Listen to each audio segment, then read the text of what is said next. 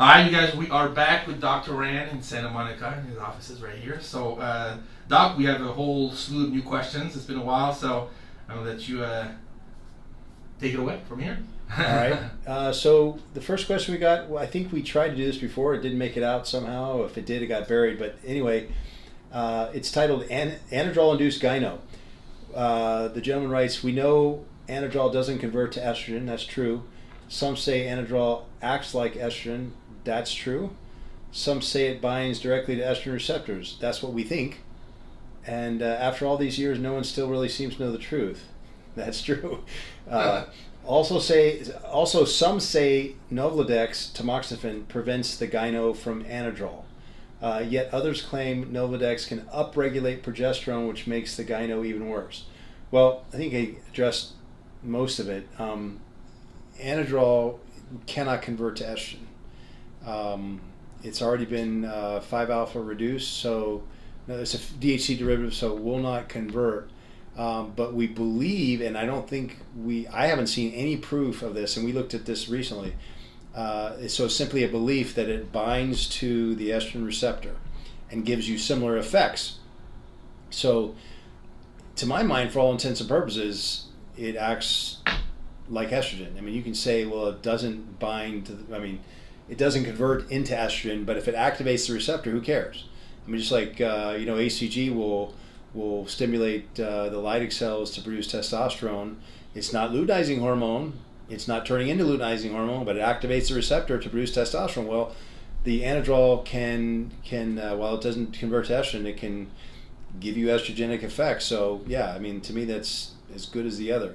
But the one thing about Nolvadex or tamoxifen preventing the gyno from occurring, I haven't heard that, and I've never used Nolvadex in someone who was using Anadrol. I can't say I've worked with a lot of athletes who use Anadrol, but I suppose that given what we're talking about, it could work if the mechanism of action is to activate the estrogen receptors. Duh.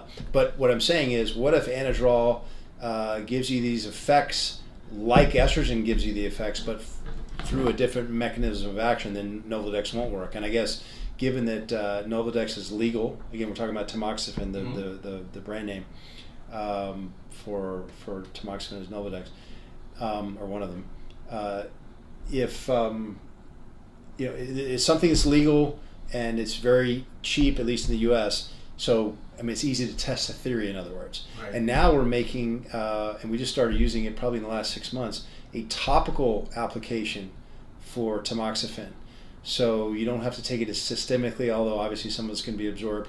You could use your, say, if you're using, and I'm branching away from just Anadrol now, but if you're using something that does actually convert to estrogen, you can still use an aromatase inhibitor, for example, and then not reduce the effect of the aromatase inhibitor like tamoxifen would. I think one study I read said it will reduce the effectiveness of anastrozole by about 13% if you combine it with tamoxifen. So you may not necessarily want that, obviously. So you can just, if you've got gynecomastia, for example, you can apply the tamoxifen cream directly there and see if that at least beats down that symptom, which is considered estrogenic, that may be from Anadrol, but I don't think there's any science to that, published just yet. As far as tamoxifen upregulating progesterone, I've never heard of that. I think that there might be some confusion, when we're dealing with breast cancer and the use of tamoxifen, an estrogen blocker, a selective estrogen receptor modulator, as opposed to an aromatase inhibitor. But we're kind of mixing apples and oranges and all kinds of theories. There is some activity with progesterone effectuating or furthering breast cancer, and ditto for estrogen. And when we use tamoxifen, we've seen some effects that are greater, I think I'm getting this right, greater when there's a certain amount of progesterone activity related to the breast cancer than without. I think I said that correctly. But it has nothing to do with upregulating progesterone receptors. So in terms of what I think this audience is concerned with, no, we don't have to worry about using tamoxifen and going, oh, geez, now upregulated progesterone receptors got a problem there. You're not robbing Peter to pay Paul in that respect. Okay, I think that's all. Thanks, Doc.